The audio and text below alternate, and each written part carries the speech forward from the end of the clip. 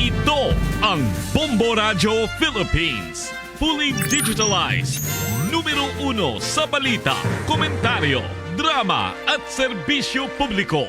Bombo Radio Philippines. Bombo Radio Philippines. Ang inyong number 1 at most trusted radio network in the country. Basta Radio Bombo!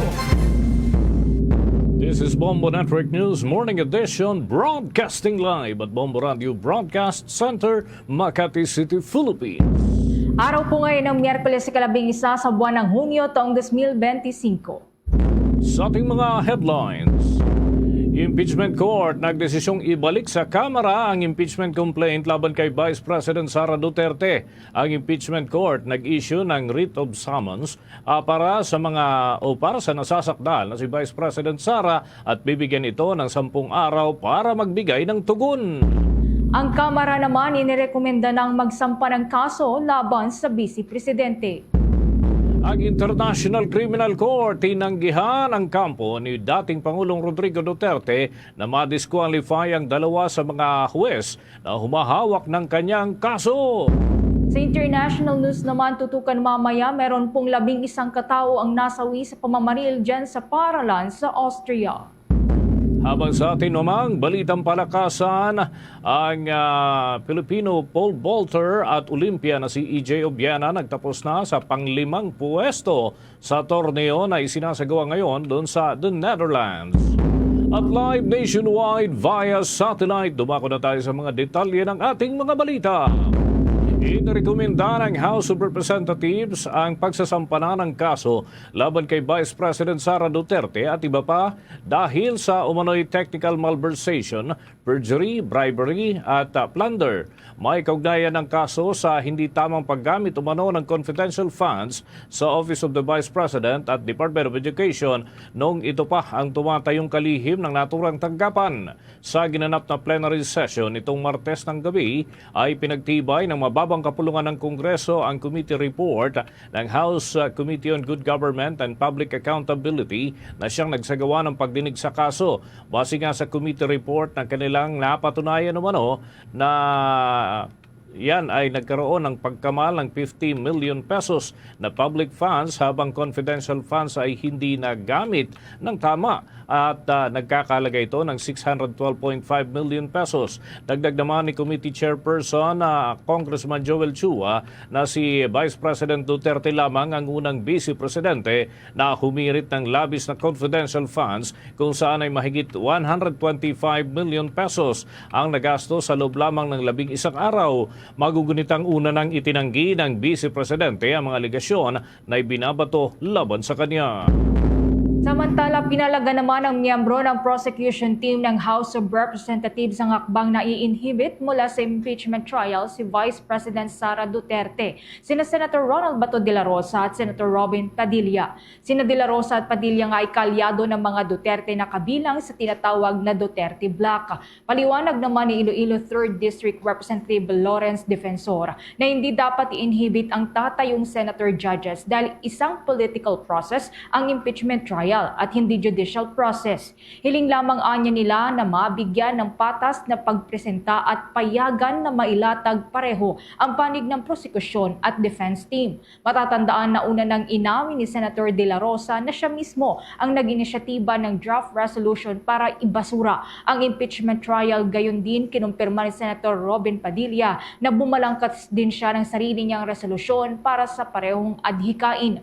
Samantala, nagpasalamat naman si Congressman Defensor dahil nakatakda ng gumulong ang impeachment trial kasunod ng panunumpa ng mga opisyal ng partikular na ni Senate President Francis G. Escudero bilang presiding officer ng impeachment court at gayon din ang panunumpa ng mga tatayong senator judges. At kaugnay niyan mga kabombo, tunguhin natin ang Senado dahil ang impeachment court naman na isinampa ng Kamara ay ibinalik doon sa mababang kapulungan ng Kongreso ang reklamo laban kay Vice President Sara Duterte at si Senate President Escudero na tumatayong pinuno ng impeachment court o presiding officer ng impeachment court ay may mga paglilinaw kaugnay doon sa issue ng pagsasauli ng naturang complaint sa panig ng Kamara. Yan at iba pang mga balita hatid ni Bombo J.C. Galvez. Matapos ang mabang deliberasyon sa impeachment court, nagdesisyon ng mga senator judges na i-remand o ibalik sa House of Representatives ang impeachment complaint laban kay Vice President Sara Duterte. Si Senator Judge Alan Peter Cayetano ang nagmosyon kung saan 18 senator judges ang pumabor, 5 ang tumutol at walang nag-abstain upang ipabalik ang impeachment case laban sa Vice Presidente. Ang mga senator judges na tumutol na ibalik sa Kamarang Articles of Impeachment ay sina Senator Judge Coco Pimentel, Risa Ontiveros, Nancy Binay, Grace Poe, Sherwin Gatchalian. Ang mga senator judges na pumabor na ibalik sa Kamara ang Articles of Impeachment ay sina Senator Judge Cayetano, Bato de la Rosa, Bongo, Amy Marcos, Javier Hercito, Lauren Ligarda, Robin Hood Padilla, Junggoy Estrada, Francis Tolentino, Joel Villanueva, Pia Cayetano, Lito Lapid, Cynthia Villar, Mark Villar, Juan Miguel Zubiri, Rafi Tulfo at Chis Escudero. Kailangan sagutin ng mababang kapulungan ng Kongreso at i-certify na wala silang nilalabag sa konstitusyon, partikular na walang impeachment proceedings na higit sa isa ang isasagawa sa parehong opisyal sa loob ng 1 taon, kabilang din na wala silang inihahaing higit sa isang impeachment complaint. Dalawa ang pwede nating gawin, ituloy o ibasura. Ang dismissal, ibasura. I am not proposing na ibasura. Yun nga ang pakiusap ko kay Senator Bato, and I will restate it. Yung ituloy, dalawang klaseng ituloy. Bukas, babasahin, and then i-issue yung summons. But that will not stop Senator Bato or any one of us from questioning pag binasa ng prosecutors tomorrow, yan ba ay fourth impeachment complaint? Balik na naman tayo sa step 1 ngayon. Yung remand ay ibalik. Ibalik sa House at and maybe I can state it, Mr. President, no? So ang aking pong amendment ay ibalik sa House at ipa-certify sa House na number 1, including the circumstances, na hindi nila violate yung Constitution in entertaining more than one impeachment complaint in 1 year. Number 2, na interesado silang ituloy ang impeachment complaint. Samantala, nagmosyon ang minority bloc at tinutulan ang naging hakbang na ibalik sa Kamarang impeachment complaint. Ayon kay Senator Judge Hontiveros, hindi ito makatwiran at walang remand o return sa konstitusyon. Ayon naman kay Senator Judge Pimentel, malinaw na delikadong ginamit na lingwahe. Could have been achieved by merely asking the House prosecutors to file a compliance and clarify certain issues. Wala pong remand o return sa konstitusyon. Ang obligasyon natin, try and decide. Isa po itong kabalintunaan. It clearly contains dangerous language susceptible to a lot of interpretations, Mr. President. Kita naman natin sa explanation of vote ng ating mga kasama, suspend lang palang gusto, return ang ginamit. Return na nga ang ginamit, remand ang explanation. So, ganun kadelikado po yung lingwahe na ginamit natin. Sa mosyon ni Senator Judge Marcos, kinatigan ito si Cayetano at maliwanag anya naihihintong proseso hanggat hindi na isa sa katuparan ang dalawang kondisyon na isinaad sa amyenda. Ang sabi, accountability? Accountability ba talaga? May dalawang SKL ako dyan. Una, SKL, share ko lang. Share ko lang na si VP Inday Sara ay sinampahan ng kaso sa Komisyon ng Audit, ang COA, sinampahan ng kaso sa Supreme Court, sinampahan ng kaso sa iba't iba pang korte, sinampahan ng kaso ng Department of Justice, pati na rin ng PNP, at sinampahan ng kaso ng disbarment. At kanina lamang, may panibagong isasampang 612 million na namang confidential fund ng OVP at ng Department of Education. Walang tigil na kaso. Kung accountability ang tunay na gusto ng mga birit ng birit, bakit hindi paghusayan ng mga kaso para panagutin si VP Inday sa mga yan? May multa yan, may kulong if ever mapatunayan. Aba, damang-dama ang accountability kapag ganyan. Ipinaliwanag din ni Senator Judge Estrada at Francis Tolentino ang dahilan kung bakit bumoto silang pabor sa pagbabalik ng impeachment complaint sa mababang kapulungan ng Kongreso. Mr. President, my affirmative vote is subject to my qualifying, continuing, firm stand that the acts of the 19th Congress's impeachment trial court cannot be carried over to the 20th Congress. It has reference to the number 2 paragraph of the amended Senator Judge Cayetano's motion, amending Senator De La Rosa's motion. Please have the said be part of the records of this trial court. Naniniwala po ako na hindi po talaga pwede at dapat tumawid. I vote in favor of remanding the impeachment complaint to the House of Representatives in full adherence to the provisions laid down in our Constitution. Nilinaw naman ni Presiding Officer Escudero na ito hindi pagbabasura sa impeachment case at sa halip ay isang paraan lamang upang linawin ang mga isyong inilabas ng mga senator judges. Dun sa mga dudoso at nagdududa sa loob o sa labas man ng bulwagang ito, maliwanag ang intensyon ng Senate Impeachment Court sa katatapos lamang na botohan. Walang intensyon na i-dismiss ang kasong ito.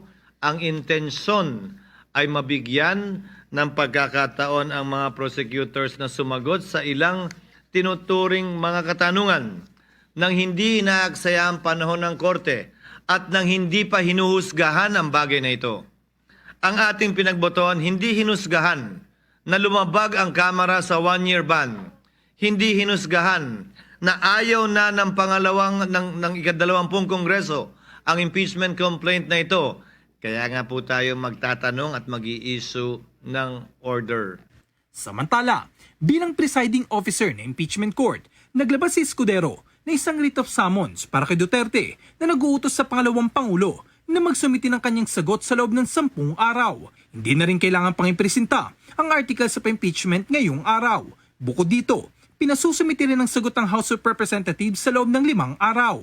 Pursuant to Article 7 of the impeachment rules which provide, upon the presentation of the articles of impeachment and the organization of the Senate, as herein above provided, a writ of summons shall be issued to the person impeached, reciting or incorporating said articles and notifying her to appear before the Senate on a day and at a place to be fixed by the Senate and named in such writ, and to file her answer to the articles of impeachment within a non-extendable period of 10 days from receipt thereof, to which the prosecutors may reply within a non-extendable period of 5 days therefrom, and to stand to and abide by the orders and judgments of the Senate.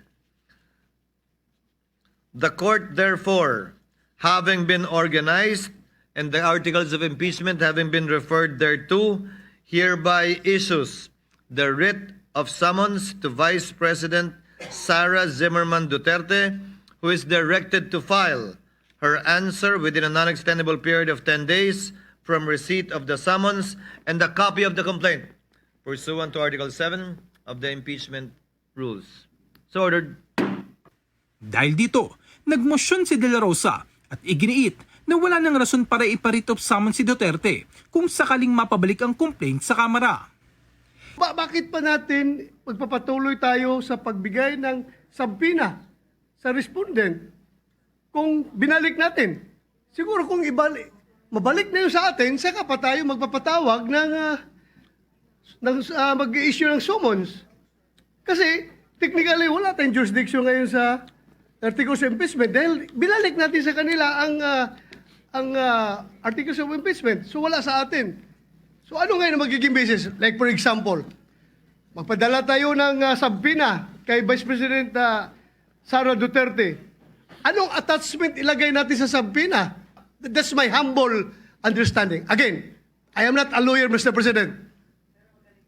Senator, Nag-iisip lang. I'm just guided by the Holy Spirit, Mr. President. To be honest, Holy Spirit is guiding me all the time. Inaasa naman mamayang hapon na tatalakayin ang nakabinbin pang resolusyon upang bigyang pagkilala ang mga graduating senators. Hindi ito nabuksan sa plenaryo upang magbigay daan sa impeachment. Para sa Bombo Network News, ako si Bombo JC Galvez, nag-uulat para sa number 1 and most trusted radio network in the country, Bombo Radio Philippines, Basta Radio. Bombo! Mga kabombo at mga ka-Star Nation, naghatid niyan sa atin sa oras na 14 na minuto na makalipas ang ikapito ng umaga. At kaugnay ho ng mga development na yan dyan sa mababang kapulungan o sa mataas na kapulungan ng Kongreso na ngayon ay nag-convene na nga bilang impeachment court. Makakausap naman natin ang isa sa mga miyembro ng prosekusyon mula dyan sa mababang kapulungan ng Kongreso. Kinatawan mula sa 2 distrito ng Iloilo, Representative Lawrence Defensor. Magandang umaga po mula sa Bombo Radio Philippines. Si Bombo Dennis Hamito po ito. Together with me, si Bombo Everly Rico. Welcome to the program, Representative Defensor. Magandang umaga, Bombo Dennis, at magandang umaga sa lahat nating tagapakinig ngayong umaga. Unang-una, nais po naming matanong, bilang miyembro ho ng prosekusyon, ano ang inyong naging reaksyon ng ito ho yung hakbang ng Senado na ibalik ng kanilang panig bilang impeachment court dyan sa lower house yung impeachment articles laban kay Vice President Sara Duterte? Bombo Dennis, dismayado tayo dahil gumawa ng hindi magandang halimbawa ang Senado sa kanilang aksyon na pag-remand ng impeachment complaint. Ang isang impeachment, hindi option ang pag-remand.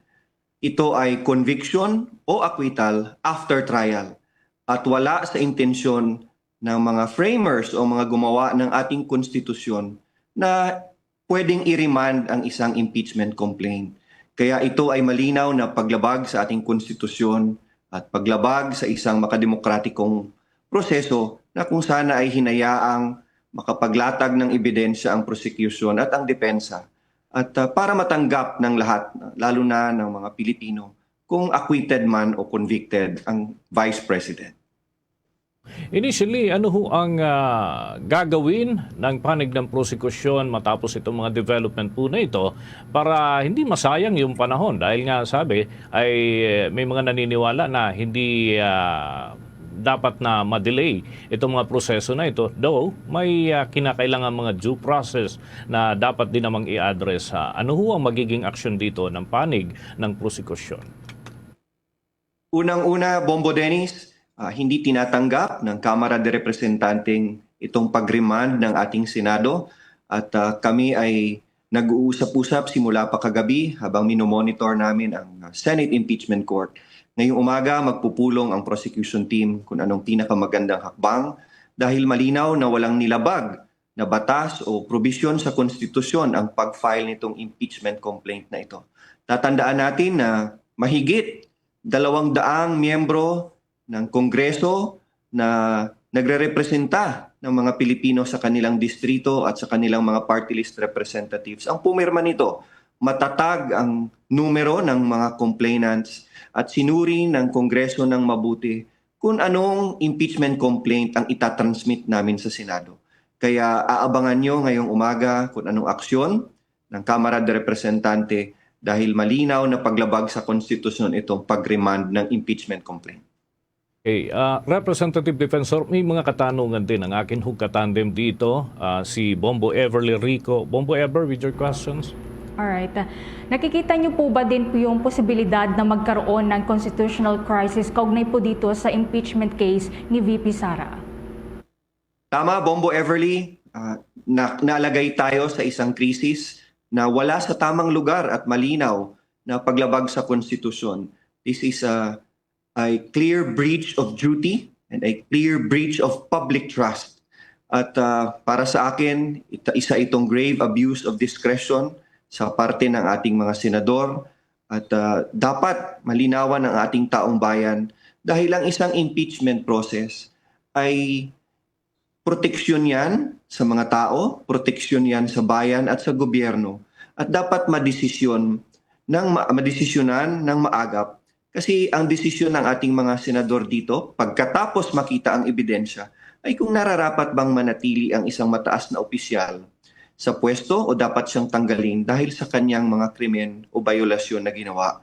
Kaya itong pag-remand, this is an illegal delay, this is illegal in nature at dapat aksyonan ito ng ating prosecution team ng maagap at maintindihan ng taong bayan na ang isang impeachment complaint ay hindi binabalik o isang tabi ng ating Senate Impeachment Court.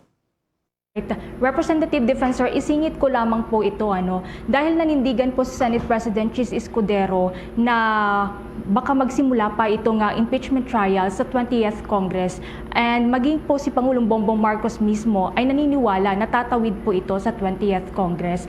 Sa inyo po House prosecutors, may mga hindi na po aabot pa sa 20th Congress. Papaano po yun? Mababawasan po kayo? Meron na po bang confirm na papalit? Tama yun, Bombo Everly. Sigurado muna tayong tatawid ang impeachment complaint sa 20th Congress. Ang mga kasamahan natin sa prosecution team na hindi pinalad ngayong eleksyon, pwedeng manatili bilang miyembro ng prosecution as private prosecutors, as volunteer private prosecutors. Pwede pa rin silang tumulong at pwede pa rin silang sumama sa impeachment trial. Alright. Balik po sa akin, Representative Defensor, sapagkat sabi nyo, may mga development na asahan ngayong umaga po na ito. Kami man ay tututok po dito. Maiba lamang ako, Representative. Yung tungkol naman sa issue ng House leadership, kumusta naman po ito? At ano ang kasalukuyang sitwasyon? Sapagkat may mga lumalabas na impormasyon ukol nga dun sa inilibot na manifesto of support. Kumusta na ho ngayon ang status dyan sa House leadership? Naririnig na ibang contender for the House leadership. So sa ngayon, si Speaker pa din ang nakikita ng mga miyembro. At sa aking pagkakaintindi ay supermajority ng mga partido ang may suporta. Kaya titignan natin kung ano pang development na darating. Pero sa ngayon, wala akong nakikitang ibang contender. Okay, with that, maraming salamat po, Representative Defensor, sa mga butil ng impormasyon na ibahagi po ninyo at kami tututok ng husto dito pa sa mga kaganapan po na ito. Magandang umaga po. Salamat, Bombo Dennis at Bombo Everly at mayong aga sa inyo tanan.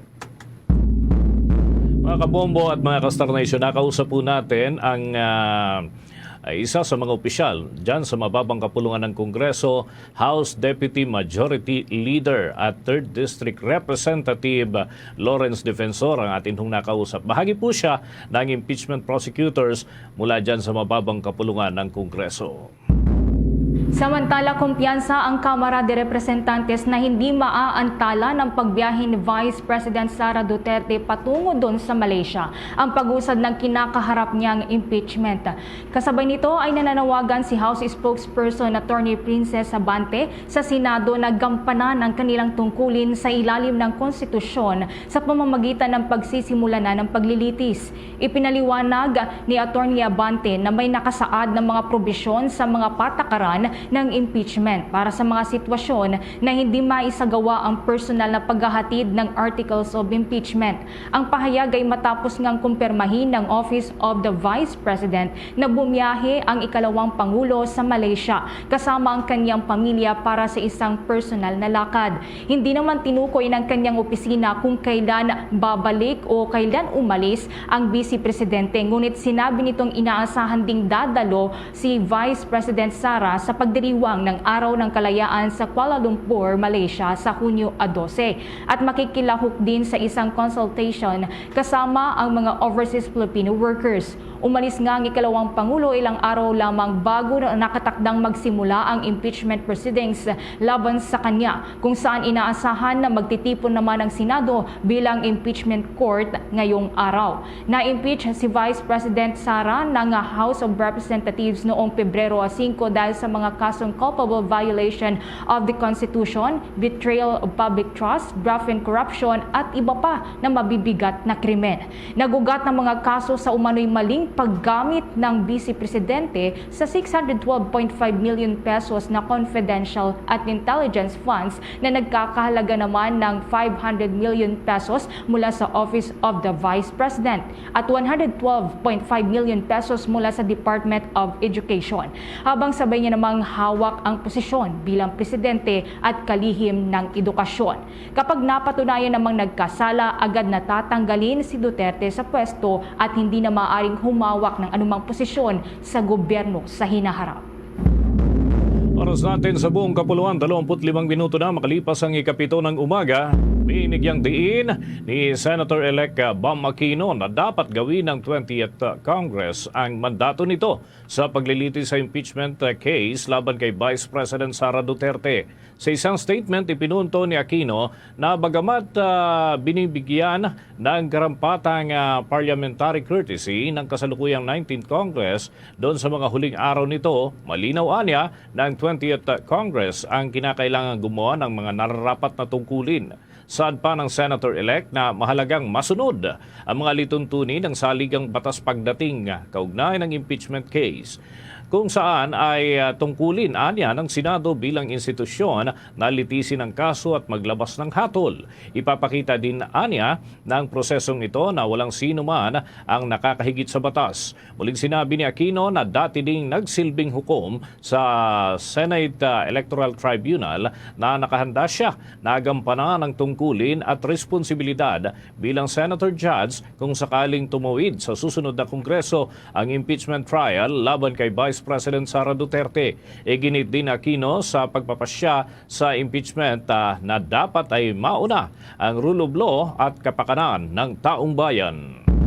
Magsasagawa naman ang bagong alyansang Makabayan o Bayan ng protesta sa labas ng Senado ngayong Miyerkules, Hunyo 11. Ito ay bilang pagpapakita umano ng kanilang lubos na pagkagalit matapos na pumabor ang 18 senator judges habang 5 lamang ang tumutol na ibalik ang articles of impeachment laban kay Vice President Sara Duterte sa Kamara de Representantes para linawin ang ilang technical issues.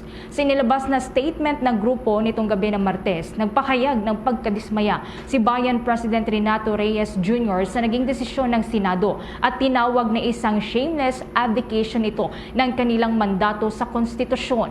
Anya, makalipas ang pag-dribble sa bola sa 4 na buwan, ipinasa ng Senado ang bola pabalik sa mababang kapulungan na hindi anya katanggap-tanggap. Muling pinili din umano ng mga nasa kapangyarihan na pairali ng impunity at isang tabi ang pananagutan. Una rito sa motion na inintroduce nga ni Senator Alan Peter Cayetano, nakasaad na ang pagbalik sa Articles of Impeachment sa Kamara ay hindi nangangahulugan ng dismissal o termination ng kaso. Subalit iginiit naman ng bayan ng hakbang ng Senado ay nagpawalang saysay sa nakamit na ng mababang kapulungan at ng taong bayan na parang wala daw nangyaring impeachment na mas masakol pa umano sa dismissal.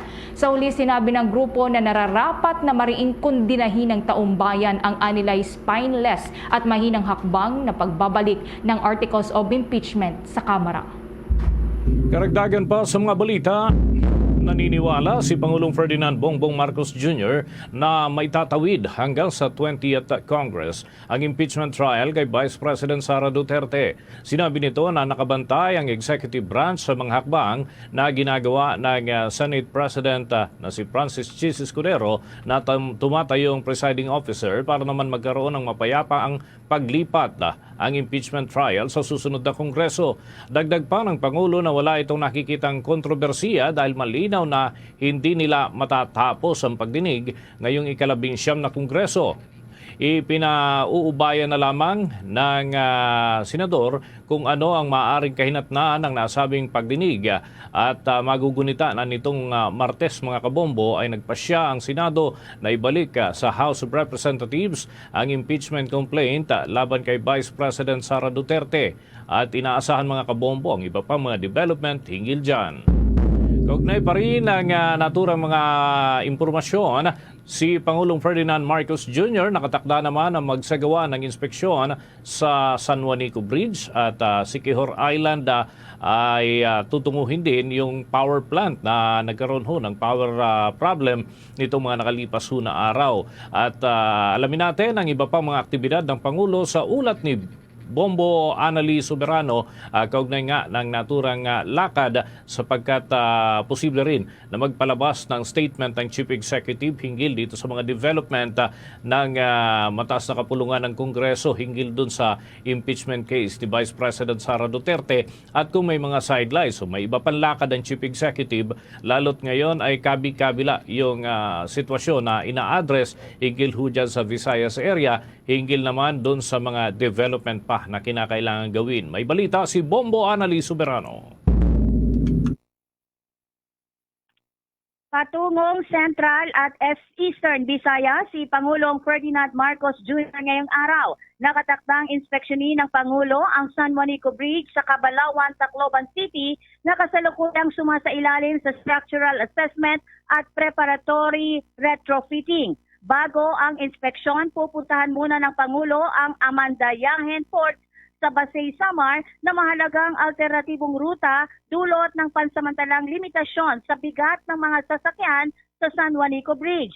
Pero bago ang dalawang aktibidad ng Pangulo, unang puntahan muna nito ang gagawing pagbisita sa Siquijor Island Power Plant na nakaranas ng problema sa power supply. Una nang sinabi ni Palace Press Officer Undersecretary Claire Castro na pinaiimbestigahan na ng Pangulo ang nabanggit na power cooperative at iniutos ang agarang pagresolba sa supply ng kuryente sa lalawigan.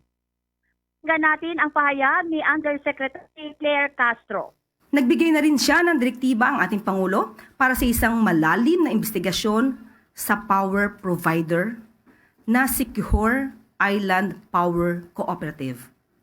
At inutos ng Pangulo ang agarang pagresolba sa matagal ng problema sa supply ng kuryente sa lalawigan.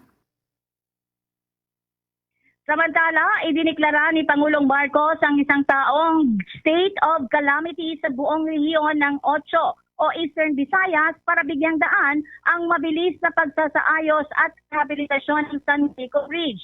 Batay sa Proclamation number 920, epektibo noong June 5 ang state of calamity sa rehiyon. Ayon sa Malacanang, layon din ng proklamasyon na tugunan ang naging epekto sa mga residente ng Samar at Leyte na limitadong pagdaan ng mga sasakyan.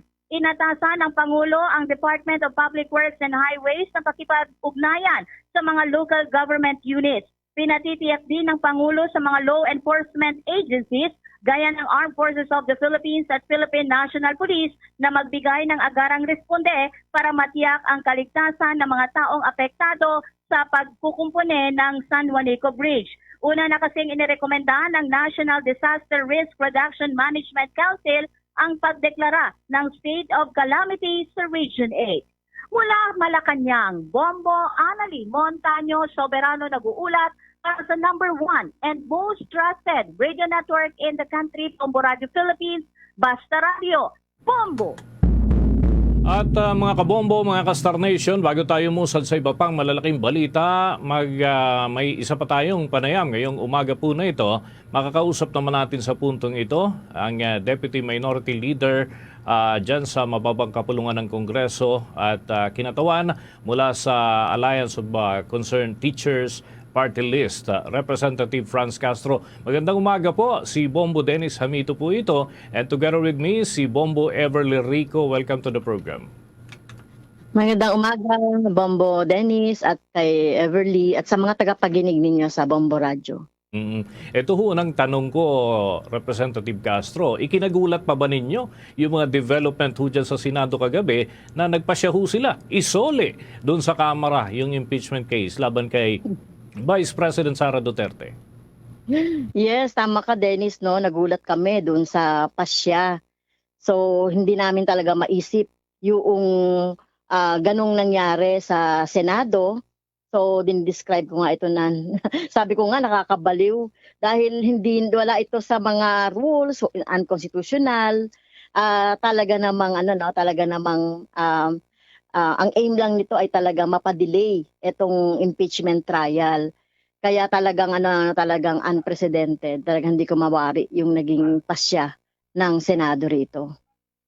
Okay, may tuturing kaya Representative Castro na parang prelude doon sa magiging pagbasura sa impeachment case yung inisyal na nangyaring botohan dyan sa panig ng Senado, o kaya naman pwede pa rin itong mag-iba ang direksyon o takbo sa mga susunod na pagkakataon at depende sa argumento. Ano ho ang tingin po ninyo? Yes, nababasa naman natin. Alam naman natin na talaga sino yung mga hardcore dyan na kahit na hindi pa dinidinig ang impeachment articles ay mayroon ng pagpapasya. Pero umaasa kami na mababago 'yan, no? Depende sa itatakbo yan ng trial, no? Sa mga history naman natin nangyari 'yan. Kaya talagang hopefully, no, talagang gumanda pa ang magiging sitwasyon, no? Maging maayos pa at naayon sa mga rules at constitution ang gagawin ng Senado. In the meantime, yung prosecutor ang dinig ko kagabi ay preparing for this afternoon at talaga naman sila itutuloy. Yeah. May mga katanungan din po ang aking katandem, si Bombo Everly Rico, para po sa inyo, Representative Castro. Bombo Ever? Yes. Kung ito po nakatakda na pong matapos itong 19th Congress by June 13, pero hindi pa po nagsisimula itong impeachment trial. Kung sakali ay handa po ba kayong tumulong pa rin sa prosekusyon kahit na wala na po kayo sa 20th Congress? Yes, oo. In fact, ang buong Makabayan, yung aming mga legal team ay handang tumulong sa mga prosecutors, yung team ng Kongreso para talaga ma-convict si Sara Duterte dahil malinaw naman sa mga dokumento, sa mga testimonies, na talagang merong hindi na maayos na paggamit ng pondo na dapat ay panagutan. Kaya kami ay tutulong. Alright. Ano naman po yung nakikita ninyo kung na worst case scenario sa handling po ng mga senador dito po sa impeachment case? Well, yun nga, buti napigilan yung pagdi-dismiss yung articles of impeachment.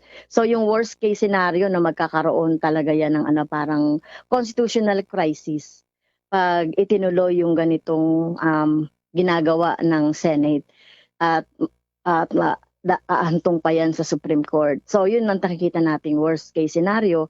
At ito na nga, worst na nga yung pagdi-delay, no? At yung unconstitutional na nga, yung dapat na tinalakay agad-agad noong February 5. So enough time pa sana, no, para ito ay madinig. Kaya lang nga, yun, sisihan na lang ng sisihan ang nangyari, no? Kaya talagang yung worst talaga ay talagang ma-delay, ma-delay palalo at mapunta sa constitutional crisis. Okay, one just last point, Representative Castro. Alam ko kayo ay focus na rin naman doon sa iba pang mga pinagkakaabalan para maihabol yung iba po ninyong mga adikain, lalo na yung mga isinulong po ninyo the past months. Ano? Pero matanong ko lamang ho kayo, meron bang lumapit ho sa inyo o kaya naman ay nakipag-ugnayan mula sa panig ho nitong kasalukuyang House Speaker o kaya ay kung meron ba na naisong kumalaban o kumbagay magkaroon ho ng tsansa na magpalit ng leadership dyan sa House of Representatives?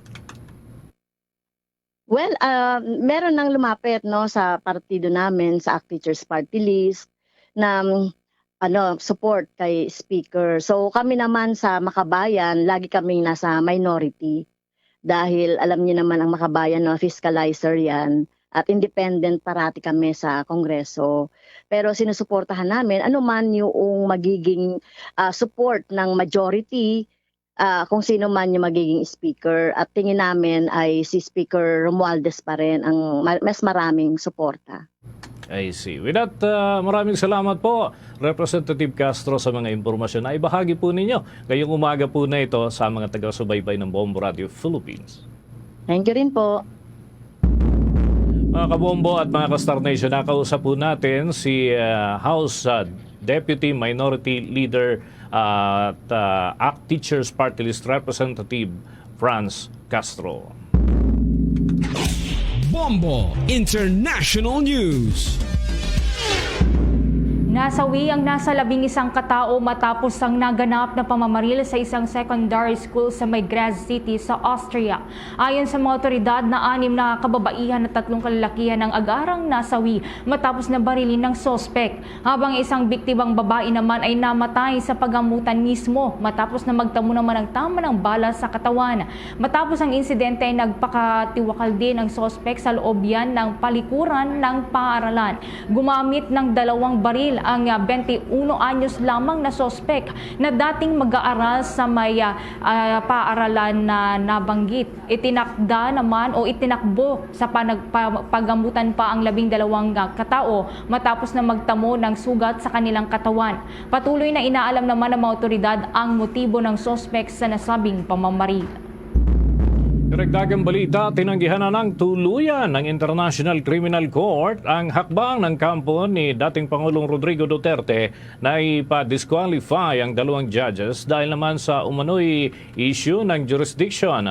Sa naging desisyon ay nilabas nga ni Judge Tomoko Akain ay kaniyang natanggap na ang aplikasyon na inihain ng kampo ni Duterte kung maaari ay matanggal itong judge na si Alapini Ganzo at Judge Flores. Ang nasabing defense challenge ay isinuwiti sa International Criminal Court Pre-Trial Chamber 1. Nakasad sa desisyon na agad na tumugon ng plenary judges kung saan ay nagkasundo na ibasura ang nasabing aplikasyon. Magugunitang inaresto ang 80 taong gulang na dating Pangulo ng Bansa dahil naman sa kasong crimes against humanity at iba pang mga usapin na kanyang kinakaharap, hinggil naman doon sa kanyang panunungkulan bilang presidente ng Pilipinas ng nakalipas nga na administrasyon ay pinupukol ng mga aligasyon ng extrajudicial killings sa buong panahon na bahagi pa ang Pilipinas ng International Criminal Court o yung miyembro pa at bahagi ng Rome Statute. Mga kabombo at mga ka-Star Nation, dagdagan pa ho natin ang ating mga panayam sa umagang ito. Kapiling natin muli sa linya ng ating komunikasyon ang isa ho sa mga tagapagturo ng batas. Isa hong law professor mula sa University of the Philippines at makonsulta natin hinggil sa mga usapin may kinalaman ho sa masalimuot na mga bagay at mga development na rin. Pabatiin muna natin sa Bombo Radio Philippines. Si Bombo Dennis Amito po ito with me. Si Bombo Everly Rico. Welcome to the program, Professor Michael Chu Jr. Magandang araw po sa inyo. Magandang araw din at magandang araw sa lahat ng nakikinig at nanonood sa Bombo Radio. Unang-una, Professor, ano po ang implikasyon ng mga naging hakbang ng Senado sa pagsauli doon sa Kamara ng impeachment articles at ito ba ay indirect way of saying dismiss na yung reklamo bagamat itinatanggi ho nila ito? Yes, so yung implikasyon niya ay delayed na naman ang pagsisimula ng trial at ang mas nakakabahala na hindi lang implikasyon na epekto nito o karakter nito ay maaaring may paglabag sa saligang batas dahil hindi naman nakasaad o walang bastihan sa saligang batas na po pwedeng mag-remand or mag-return ng articles of impeachment matapos na ito ay matransmit mula sa House to the Senate. No, tama ka na ang lengguwahe ng resolusyon ay nagsasabi na hindi siya dismissed or terminated, pero kung titingnan natin yung pattern ng mga delays dito ay parang yun yung pinatutunguhan, no, na dismissal, either dismissal by default kasi ubos na yung panahon para i-consider, or dismissal by force of circumstances kasi isa sa mga kondisyon ay yung 20th Congress yung magsasabi kung interesado pa silang i-pursue ang impeachment na hindi naman mangyayari after June 30 kasi wala pa yung 20th Congress. Okay, another question, Professor, is sang-ayon ho ba kayo doon sa interpretasyon na nilalabas ng mga senador na maliraw yung complaint dahil 4 na complaints ang naihain bago tuloy ang naisumiti yung reklamo dyan sa panig ng Senado at ito yung isa sa mga rason kung bakit ibinalik doon ho sa House of Representatives ang naturang complaint, Professor? Hindi tayo sang-ayon doon sa view na yon kasi klaro naman sa ating batas sa kaso ng Francisco versus House of Representatives na ang initiation ng impeachment proceeding for purposes of the one-year bar rule ay nangyayari kapag in-refer ang mga impeachment complaints gaano pa man yan kadami doon sa Committee on Justice na mag-i-evaluate ng kanyang sufficiency in form or substance. So kahit 3 or 4 pa yan, basta sabay-sabay silang ni-refer kasi yung action ng plenaryo doon sa mga complaints na yan. At isang beses lang ito nangyari, no? Lahat sila pasok doon sa isang impeachment complaint lang na inaksyonan ng House of Representatives by referring it to the Committee on Justice. So yun yung sinasabi ng ating mga kaso, ng ating batas tungkol sa ano yung ibig sabihin ng initiation for purposes of the one-year bar rule. So hindi ako sang-ayon doon sa view na iyon. Okay. Professor, may mga katanungan din po ang aking katandem dito, si Bombo Everly Rico. Bombo Ever, with your questions. Yes. Prof, ano naman po yung malaking epekto sa ating lahat kung mauuwi po itong bangayan ng mga mambabatas sa constitutional crisis, Prof?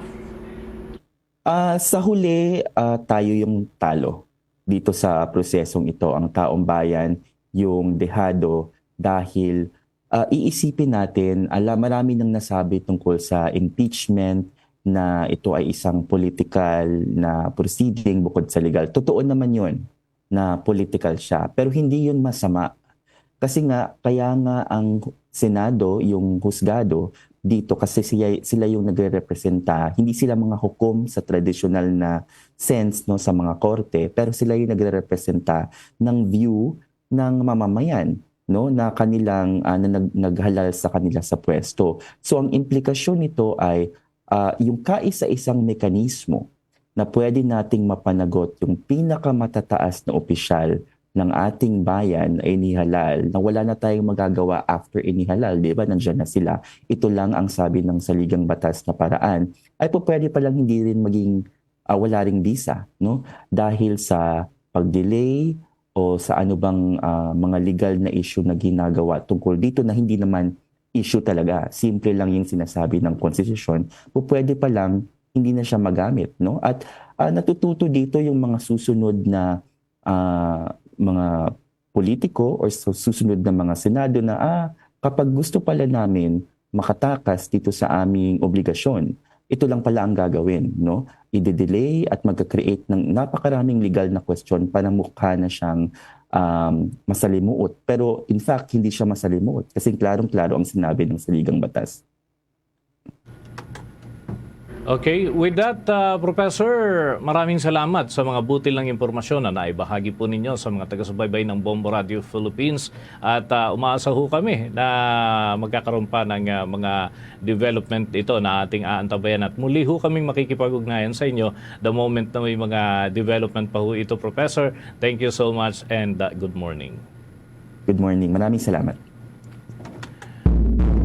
Mga kabombo at mga ka-Star Nation, yan ho ang ating naging panayam kay Professor Chu ng University of the Philippines College of Law, mga kabombo, sapagkat importante rin makuha natin yung kanilang mga pananaw hinggil naman dito sa mga sinasabi nga ng mga nasa hanay ho ng mga nagtuturo ng batas, sapagkat batas din ang pinag-uusapan, mga kabombo.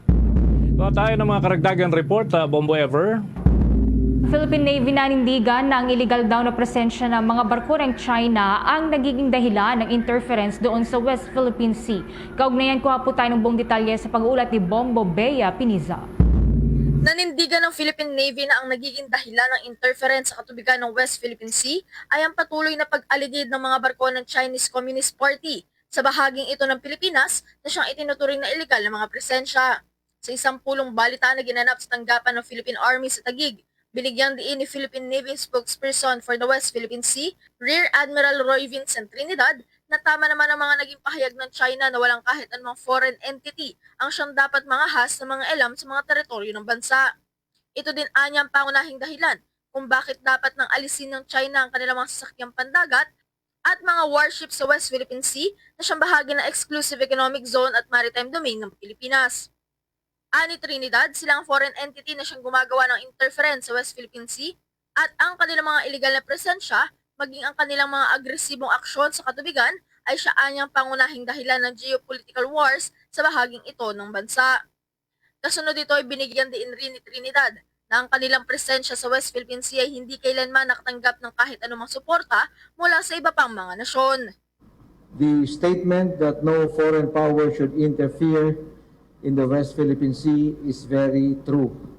It is for that same reason that the Chinese Communist Party and her agents in the maritime domain, the PLA Navy, the Chinese Coast Guard, and the maritime militia, should leave the maritime zones of the Philippines.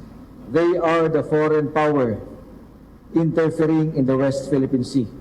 Their illegal presence, their coercive and aggressive actions, and their deceptive messaging have been the cause of all the turmoil in the West Philippine Sea.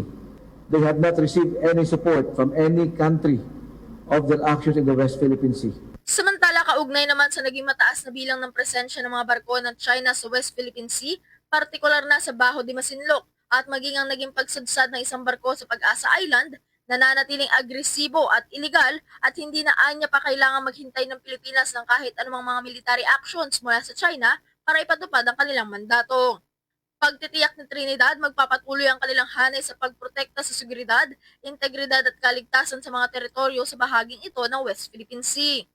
Katuwang din nila ang Philippine Coast Guard at maging ang Bureau of Fisheries and Aquatic Resources at ang iba pang mga kaugnay na ahensya upang mapanatili ang kanilang paninindigan na pagtupad sa kanilang tungkulin at maging sa kanilang mandato. So far, their actions have been coercive and aggressive. We don't have to wait for any military action to be conducted. Nevertheless, your armed forces will keep performing its mandate. We have seen in the past all their coercive and aggressive actions done against the Philippine Navy, the armed forces, and other government agencies, BFAR and the Coast Guard. We will keep performing our mandate, not only us, but with support from other like-minded nations.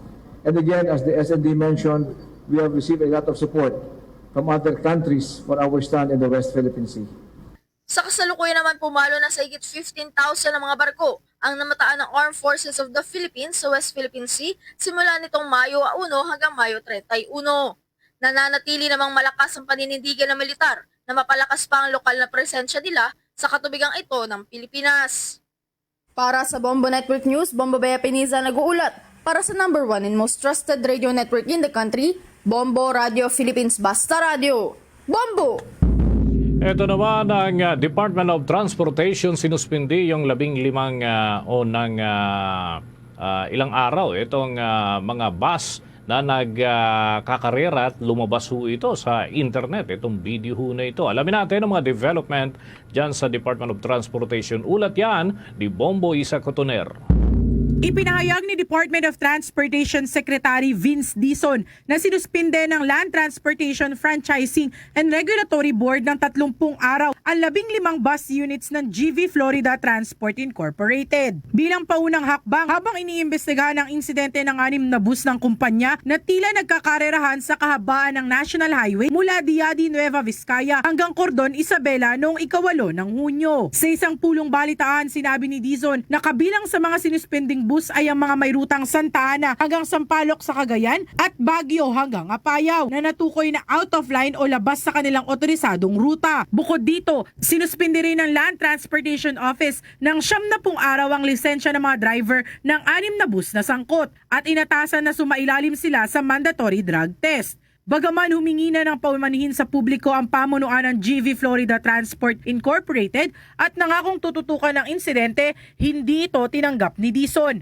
Anya, kahit walang nasaktan, may pananagutan pa rin ang kumpanya sa pagiging responsabling tagapaghatid ng pasahero. Nagbabala rin si Dizon sa lahat ng kumpanya ng pampublikong transportasyon na kapag naging irresponsable sila sa kalsada at hindi inuna ang kaligtasan ng mga sakay na pasahero, mabigat ang magiging kapalit nito. Magkakasubukan tayo dito. Pag may nangyari ulit na ganun bukas, ganun ulit ang gagawin namin bukas. Pag may nangyari ulit na ganyan sa linggo, ganun ulit. Makikita nyo na naman kami dito. Magkasawaan na lang tayo. Pero hindi kami titigil. So kung gusto nila yun, bahala sila. Pero kung akala nila, minsan lang namin gagawin to. At namimili kami kung kanino namin gagawin to, ay nagkakamali sila doon. To all the bus companies, magtino-tino na kayo. At sabihan niyo yung mga driver niyo, magtino-tino na sila. Para sa Bombo Network News, Bombo Isa Cotoner, nagulat para sa number 1 and most trusted radio network in the country, Bombo Radio Philippines. Basta Radio, Bombo! Sa puntong ito ng ating balita, dako na tayo sa mga ulat ng ating mga himpilan. Yung hanay ng kapulisan dyan sa Central Visayas naka-red alert kaugnay ng inaasahang pagbisita ni Pangulong Ferdinand Bongbong Marcos Jr. sa ilang mga lugar dyan. Alamin natin ang balita ng Bombo Radio Cebu. Naka-red alert status na ang mga kapulisan sa Siquijor para sa pagdating ni Pangulong Ferdinand Marcos Jr. Ito ay alinsunod sa kanilang paghahanda para matiyak ang kaayusan at kaligtasan ng Pangulo ngayong araw na ito. Sa naging panayam ng Bombo Radio Cebu, kay Police Lieutenant Colonel Roland Alicer, ang tagapagsalita ng Siquijor Police Provincial Office, na anya, plansyado na ang kanilang hanay at dumating na rin at sinalubong ang mga augmentation mula sa PRO Negros Island Region na ipinadala ng Regional Director. Nakipag-coordinate rin sila sa Philippine Army, Coast Guard at Bureau of Fire para matiyak na walang mangyayaring gulo habang nasa isla ang presensya ng Pangulo. Nabatid na bibisitahin at magsasagawa ng inspeksyon si Marcos sa Sitcor na siyang nagbibigay ng kuryente sa buong isla ng Siquijor. Kung matatandaan, nagdeklara si Siquijor Governor Jake Villa ng state of calamity dahil sa patuloy na crisis ng kuryente sa Siquijor, kung saan ang resolusyon ay naipasa sa regular session ng Provincial Board noong Hunyo 3. Ayon kay Villa, na halos 1 buwan na nilang nararanasan ang araw-araw na brownout na tumatagal ng halos 5 oras, kaya naman isa ito sa mga tutukan ng Presidente upang mabigyan ng solusyon. Preparation po natin, sir, 100% na plantado na po. Yung police natin, sir, pinag-red alert na natin, sir, or full alert status na, wala pong nakalib, lahat na po ay intact at saka yung security plan natin naging nakalatag na po. In fact, yung mga augmentation personnel natin from Pro-INAIR nakarating na po. Nagka-conduct po kami ng coordination meeting together with the Philippine Army, the Coast Guard, and the Bureau of Fire para po maplansado na ang lahat na kailangan sa security preparation ng pagbisita na ni PBBM po. Mula rito sa lungsod Lawigan ng Cebu, Bombo Jonah Cañati para sa number 1 and most trusted radio network in the country, Bombo Radio Philippines. Basta Radio, Bombo! Ito naman mga kabombo at mga ka-Star Nation, ang impeachment daw ni Vice President Sara Duterte ay isang test case para sa checks and balances. May nakalap na impormasyon ang Bombo Radio Rojas.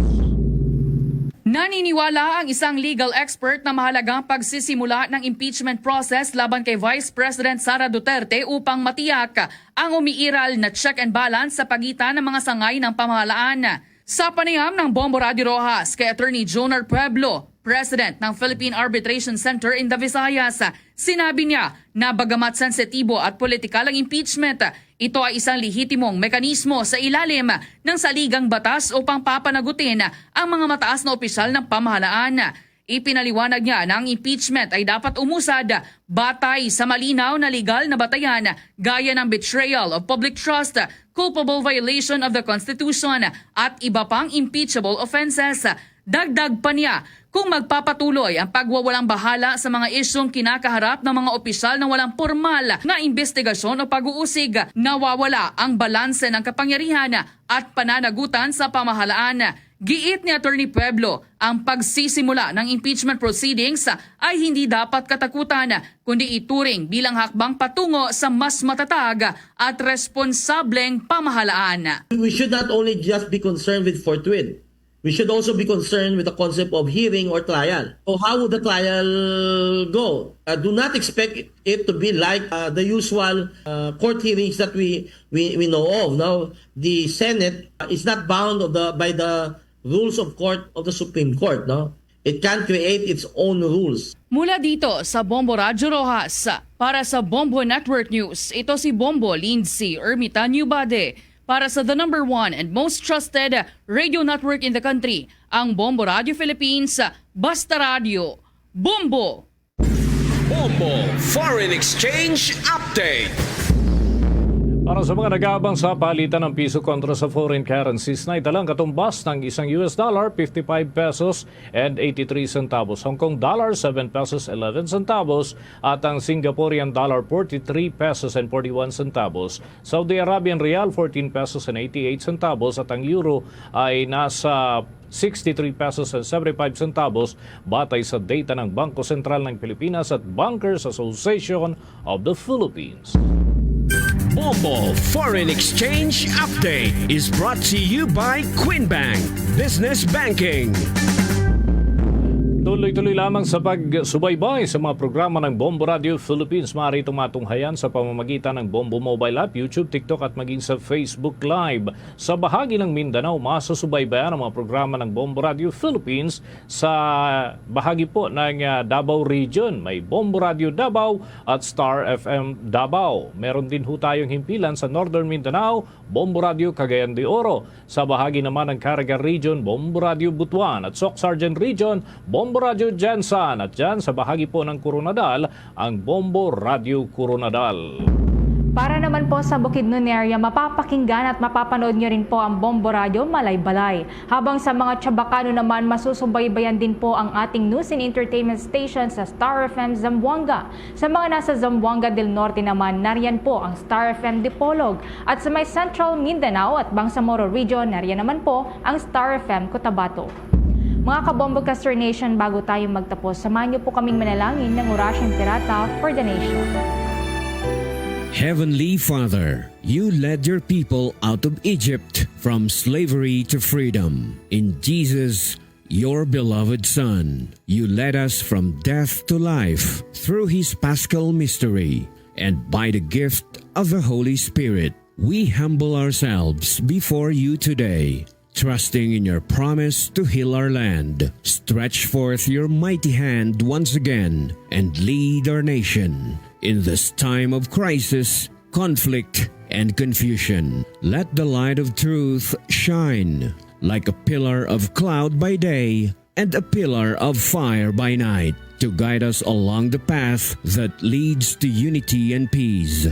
Make justice gush forth like water from the rock, quenching the thirst of victims, cleansing wounds, and opening the way to healing and reconciliation. As you fed your people with manna in the wilderness, satisfy our hunger for righteousness, that we may cease to crave for power, wealth, and selfish gain. Soften hearts, hardened like Pharaoh's, and open eyes blinded by greed, that our love for our country may triumph over all political loyalties and personal interests, and we may learn to see each other not as allies or enemies, but as we truly are brothers and sisters all. May this Jubilee year inspire us to journey together as one people. Let this be our Passover, from lies to truth, from cowardice to courage, from injustice to righteousness, from division to unity, from despair to hope, from selfishness to love. May this time of renewal enable us to discover again our greatness as a nation and our dignity as a people so dear to your heart. We ask this in the name of Jesus, our Paschal Lamb, who leads us through the cross from death to new life. Amen. Our Lady of Peace, pray for us. Saint Michael the Archangel, pray for us.